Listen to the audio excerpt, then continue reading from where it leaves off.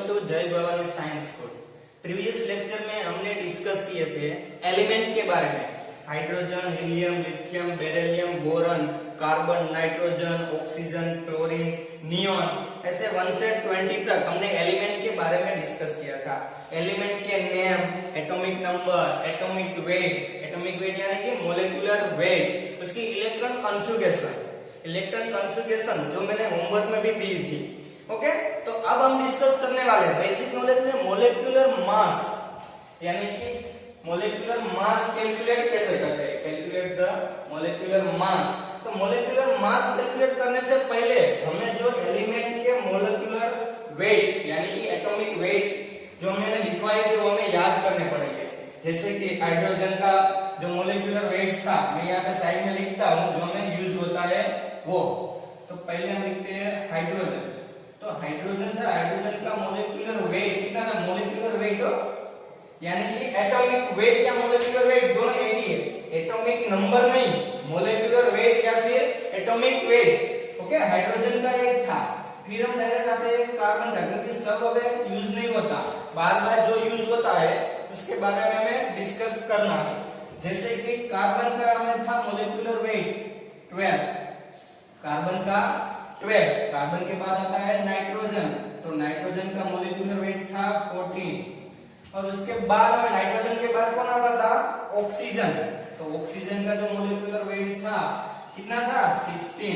और इसका यूनिट क्या था, पीछे सब में मैं लिखूंगा नहीं, AMU, या फिर उसे क्या बोलते हैं, U, यानी कि एटॉमिक मास ऑफ यूनिट, या फिर यूनिफाइड मास, या फिर और में क्या लिख सकते हैं हम लोग, ग्राम पर मोल।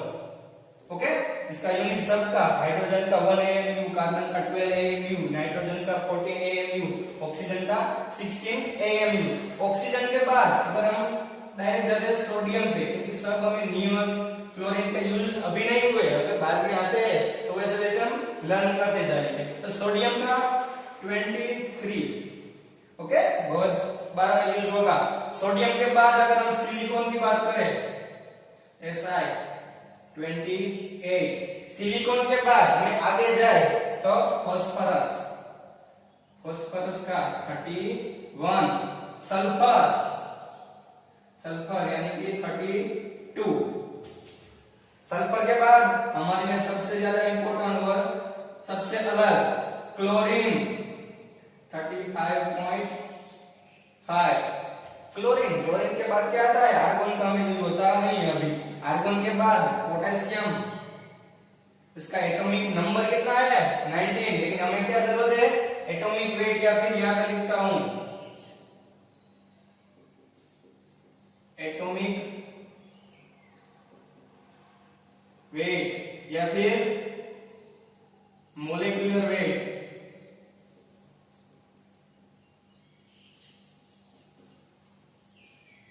ओके, ये दोनों में से कोई भी बोल सकते हो, एटॉमिक वेट या फिर मोलेकुलर वेट। पोटेशियम का कितना है, एटॉमिक नंबर 19, और उसका मोलेकुलर वेट यानी कितना होगा, 39। उसके बाद अगर हमें यूज होता है कैल्शियम का 40 वाला, वो हमें यूज होता नहीं, नॉर्मली हमें कितने यूज होते हैं, इतने।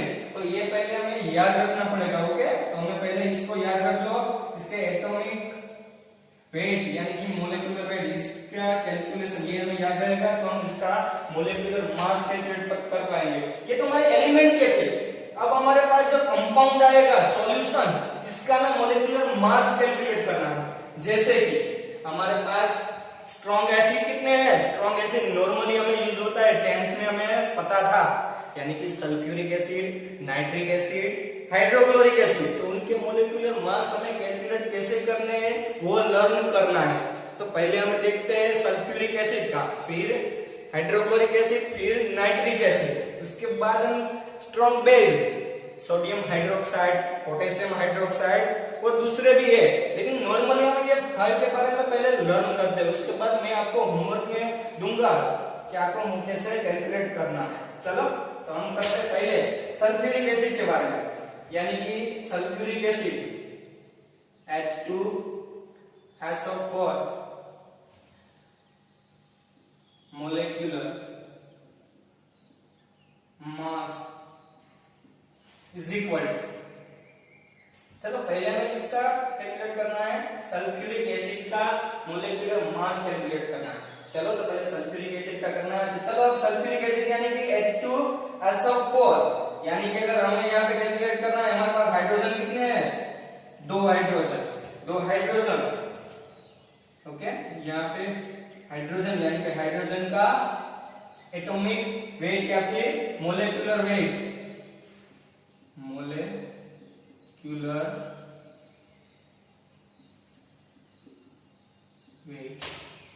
ये फर्स्ट वाला खत्म हो गया। उसके बाद हमारे पास सल्फर कितना है, सल्फर एक ही है, तो हमें यहाँ पर एक ऐसा लिखने की जरूरत नहीं। यहाँ पे 2 क्यों लिखा था, क्योंकि हमारे पास यहाँ पे 2 थे।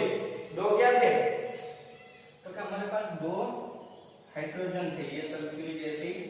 ओके, इसके बाद हम देखा जाए तो हमें क्या मिलता है इसमें, सल्फर यानी कि सल्फर का मोलेक्युलर वेट।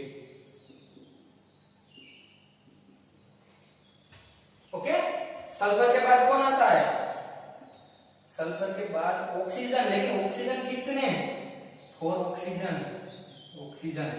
ऑक्सीजन का मोलेक्युलर वेट। डन। ओके, चलो तो पहले हम लिखते हैं हाइड्रोजन का 2 यानी कि एक हाइड्रोजन का मोलेक्युलर वेट कितना होता है, वहां पे देखो 1। इसके बाद AMU यूनिट लिखने का हुआ। ओके, या फिर U या फिर ग्राम पर मोल, हम यहाँ पे AMU लिखते हैं। उसके बाद सल्फर का डायरेक्ट लिख देते हैं, कितना होगा सल्फर का, यहाँ पे देख लो 32 AMU। फिर ऑक्सीजन कितने हैं, 4 ऑक्सीजन। एक ऑक्सीजन का कितना होता है, 16 AMU। चलो कैलकुलेट करो। कैलकुलेट करने से यहाँ पे 2 × 1 यानी कि 2 AMU 2 AMU, फिर 32 AMU प्लस 4 × 16 कितना होगा, कैल्सी की जरूरत नहीं हो, ऐसे ही 64 AMU। जब तक हमें कैल्सी की जरूरत नहीं पड़े तब तक हम यूज नहीं करेंगे। Okay, A × 34 AMU plus 64 AMU। चलो प्लस कर दो दोनों का, यहाँ पे 8 3 और 6 98। यूनिट क्या आएगा, AMU, या फिर वर्ड में क्या लिखेंगे, U, या फिर ग्राम पर मोल। ओके, तो ये हमें H2SO4 का मोलेक्युलर मास कितना मिला, 98 ग्राम पर मोल या फिर AMU। तो ऐसे हम कैलकुलेट करते हैं, कोई भी एसिड हो, कोई भी बेस हो, कोई भी मोलेक्यूल्स हमें दिया हुआ हो, कोई भी लिक्विड, कोई भी कंपाउंड, तो उसका मोलेक्युलर मास ऐसे कैलकुलेट करेंगे। तो हम पहले से हमें जो भी स्ट्रॉन्ग एसिड या वीक एसिड कोई भी दिया हुआ है तो उसको हम अलग अलग कर देंगे। यानी कि हमारे पास हाइड्रोजन कितने थे तो उसे अलग कर दिए, सल्फर को अलग कर दिया, ऑक्सीजन को अलग कर दिया। उनके मोलेक्युलर वेट या फिर एटॉमिक वेट हमें पता होना चाहिए, सबको प्लस कर दो, वो हमें टोटल जो भी कंपाउंड बना हुआ है उसका मोलेक्युलर मास मिल जाएगा। चलो ये तो स्ट्रॉन्ग एसिड का पहला था। दूसरे की बात करते हैं हम, दूसरा कौन आएगा, ये कौन था, सल्फ्यूरिक एसिड। अब हम नाइट्रिक एसिड की बात करते हैं, HNO3। चलो HNO3 यानी क्या, नाइट्रिक एसिड। नाइट्रिक एसिड का मोलेक्युलर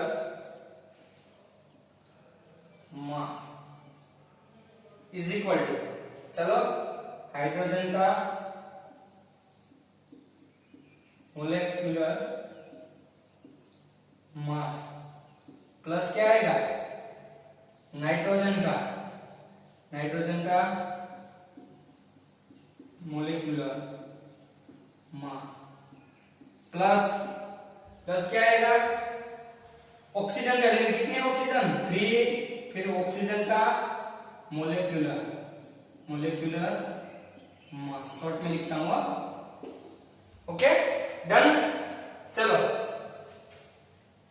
हाइड्रोजन का कितना है मोलेक्युलर मास, 1 AMU प्लस नाइट्रोजन का 14, यहाँ पे देखो 14 AMU, उसके बाद कौन आएगा 3, ऑक्सीजन का कितना है 16 AMU। ओके, इसका करो, ये इसका 1 14 होगा, यूनिट अपने लिखता, ये कितना होगा 48, 16 3 जा 48। ओके, प्लस कर दो तो कितना होगा, यहाँ पे देखो ये 15, 1 प्लस कर दिया 48 में 2 डाल दो 50 हो जाएगा, 50 और 30 63 AMU, यानी कि नाइट्रिक एसिड का कितना आता है 63 और सल्फ्यूरिक एसिड का 98। Okay done. तो थर्ड वाला हाइड्रोक्लोरिक एसिड का, तो HCl का पहले इनको लिख लो, लिखने के बाद हम कैलकुलेट करेंगे हाइड्रोक्लोरिक एसिड का, यहाँ पे लिख देना हो नेम, इसका हम पता होगा, कभी कभी एग्जाम में ऐसे भी पूछा जाता है सल्फ्यूरिक एसिड का मोलेक्युलर मास कैलकुलेट कीजिए, ये फॉर्मूला नहीं दी होगी, आपको पता होना चाहिए कि सल्फ्यूरिक एसिड यानी H2SO4, नाइट्रिक एसिड यानी HNO3। ओके, तो अब हम हाइड्रोक्लोरिक एसिड का कैलकुलेट करते हैं। ओके, तो चलो ये लिख लो पहले,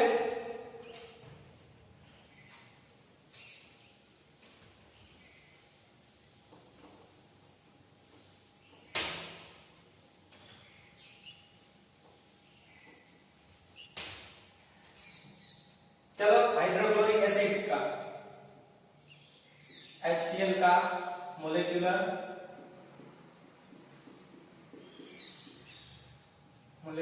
मास। ओके, यहां से लिखता हूं इज इक्वल टू मोलेक्युलर मास। तो चलो HCl का यानी कि हाइड्रोजन का molecular wait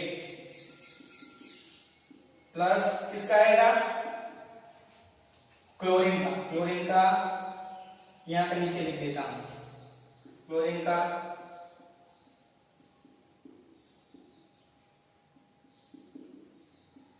molecular wait. Okay, तो पहले यहां पे देखो हाइड्रोजन का कितना है 1, अब यहां पे यूनिट में लिखा, लास्ट में लिख दूंगा। क्लोरीन का कितना है देखो ये 35.5, यहां पे देख सकते हो आप 35.5, यानी कि इसका टोटल कितना होगा 36.5 AMU।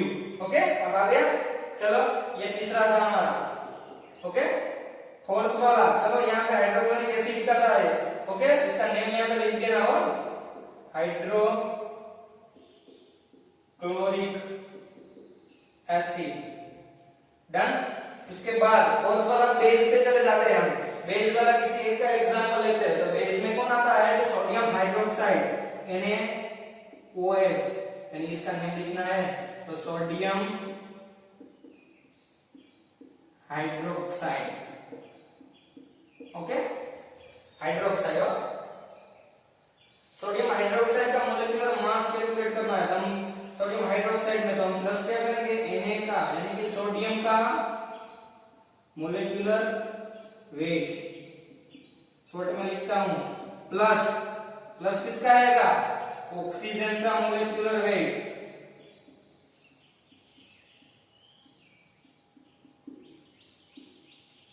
ओके, इसके बाद तीसरा कौन है इसमें हाइड्रोजन का मोलेक्युलर वेट। चलो तीनों का प्लस कर दो, तीनों का प्लस करना है तो सोडियम का कितना हुआ तो सोडियम का वहां पर देखो 23, सोडियम कहां है यहां पे, सोडियम का कितना मोलेक्युलर वेट है 23, ऑक्सीजन का 16, उसके बाद हाइड्रोजन का 1, प्लस कर दो 23 में 16 डाल दो तो ये 29 और 39 और 1 यानी कि 40 AMU, या फिर उससे यूनिफाइड मास U या फिर ग्राम पर मोल। ओके, ये हो गया। अब आगे बढ़ते हैं KOH का मोलेक्युलर मास कैलकुलेट करना है हमको। चलो पोटेशियम का यानी कि K का मोलेक्युलर मास प्लस O का, ऑक्सीजन का मोलेक्युलर मास प्लस हाइड्रोजन का मोलेक्युलर मास। ओके, पोटेशियम का यानी कि इसका एटॉमिक नंबर कितना है 19, तो हमें तो यहाँ पे मोलेक्युलर वेट यानी एटॉमिक वेट चाहिए 39। यहाँ पे देखो कहाँ पे है पोटेशियम 39, AMU यूनिट यहाँ पे लिखता हूँ, लास्ट में लिखता हूँ। ऑक्सीजन का 16 यहाँ पे देखो, और हाइड्रोजन का 1। चलो प्लस कीजिए, यहाँ पे 39 का ऐसे का वैसे रहने दीजिए, ये 16 प्लस 1 17, अब प्लस कर दो, ये 14 और ये 56। ओके, यहाँ पे 9 और 7 6 3 1 और 1 5 हो गया।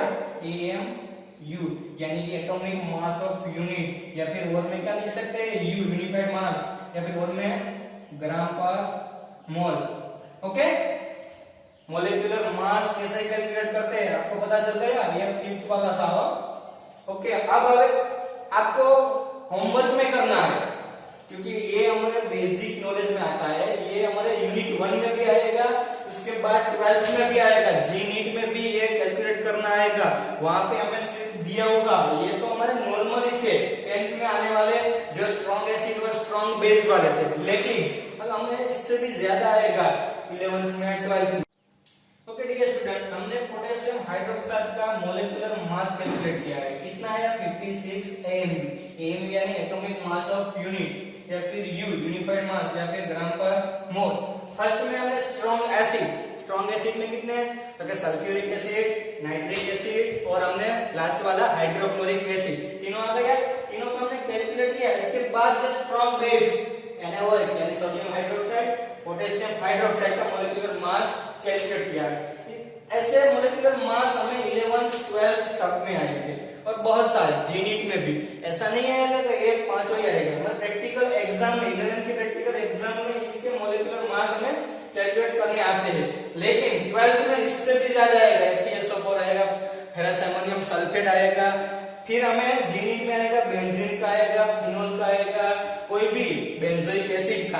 तो हमें प्रैक्टिस करनी है, तो प्रैक्टिस करने के लिए मैं आपको होमवर्क में देता हूँ। जैसे कि होमवर्क के लिए आपको पहले बेंजीन का, जिसकी फॉर्मूला मैं दूंगा, लेकिन जीनीट या बोर्ड की एग्जाम होगी तो उसमें आपको नेम दिए जाएंगे, जैसे फॉर्मूला दी जाए, इसका कुछ भी जरूरी होता नहीं है कि आपको नेम भी दिया जाएगा। पहले हम करेंगे कैलकुलेट C6H6, इसे क्या बोलते हैं बेंजीन। Okay, benzene. फिर C12H22O11 हमें 10th में आ चुका है, क्या है ये सुक्रोज यानी कि शुगर। ओके, उसके बाद तीसरा एग्जांपल हम लेते हैं ग्लूकोज का, C6H12O6, ये क्या है ग्लूकोज, फ्रुक्टोज, गैलेक्टोज, लैक्टोज, ये सब आएगा। ओके, फिर आगे हम जाते हैं, हमारे टेक्स्ट बुक में भी छोटे छोटे दिए हुए हैं। ओके, तो एक ही में मैं दे देता हूँ, पानी का हमें दिया हुआ है, पानी के बाद हमें मीथेन का भी हमारी टेक्स्ट बुक की एक्सरसाइज यानी कि फर्स्ट वाला chapter basic concept of chemistry का इंपॉर्टेंस जो हमें आगे के लेक्चर में पढ़ने वाले हैं, तो उसकी एक्सरसाइज में हमें पीछे वाली एक्सरसाइज में फर्स्ट वाला जो पानी है वाटर का मोलेकुलर मास कैलकुलेट करना है, मीथेन का मोलेकुलर मास, और आई थिंक कार्बन डाइऑक्साइड का मोलेकुलर मास कैलकुलेट करना है। ओके, उसके बाद अभी भी एक लास्ट वाला हम कैलकुलेट करते हैं यूरिया, यानी कि NH2 C double bond O NH2, इसे क्या बोलते हैं यूरिया। ओके, यूरिया ये क्या है फर्टिलाइजर है, जिसका इंपॉर्टेंस हम फार्मर लोग करते हैं, फर्टिलाइजर यूरिया। चलो तो अब हम कैलकुलेट करना है, तो C6H6 बेंजीन का, यहाँ कार्बन का कितना है 12, तो ये 6 into 12। ओके, प्लस हाइड्रोजन का 6 हाइड्रोजन, 1 हाइड्रोजन का 1। ओके, तो 6 हाइड्रोजन है ऐसे कैलकुलेट करेंगे तो बेंजीन का हो जाएगा, फिर सुक्रोज का भी वैसा का वैसे ही 12, 22 एंड 11। वैसे ही हमारे पास ग्लूकोज का, पानी का, मीथेन का, कार्बन डाइऑक्साइड का और यूरिया का। इसमें भी क्या आएगा यहाँ पे NH2 C11O NH2। Okay done करो डियर स्टूडेंट। यहाँ पे देखो नाइट्रोजन का 14, ओके, हाइड्रोजन का 1, कार्बन का 12, ऑक्सीजन का 16, नाइट्रोजन का 14, हाइड्रोजन का 1। इन सबको प्लस करके आप कैलकुलेट कर लीजिए। यूरिया का तो इस तरह से हमें सबका कैलकुलेट करना है, बेंजीन का, सुक्रोज का, ग्लूकोज का, यहाँ पे पानी का, मीथेन का, कार्बन डाइऑक्साइड का। यहाँ पे पानी का देखा जाए तो हिंट में दे देता हूँ, यहाँ पे ऑक्सीजन का 16, हाइड्रोजन का 1 यानी कि 2 हाइड्रोजन तो 18 AMU होगा। मीथेन का यहाँ पे कार्बन का 12, हाइड्रोजन का 1 यानी कि 12 और ये 4 कितना हो जाएगा 16। ओके इसके बाद कार्बन डाइऑक्साइड है, कार्बन डाइऑक्साइड का हम देखने जाए तो इसका 12, इसके बाद इसका 16 इंटू 2 आएगा, ये 32 हो जाएगा। 32 प्लस 12 यानी कि यहाँ पे 34 और इक्वल टू 44 AM। इस हिसाब से हमें सब कुछ कैलकुलेट करना है। Okay done.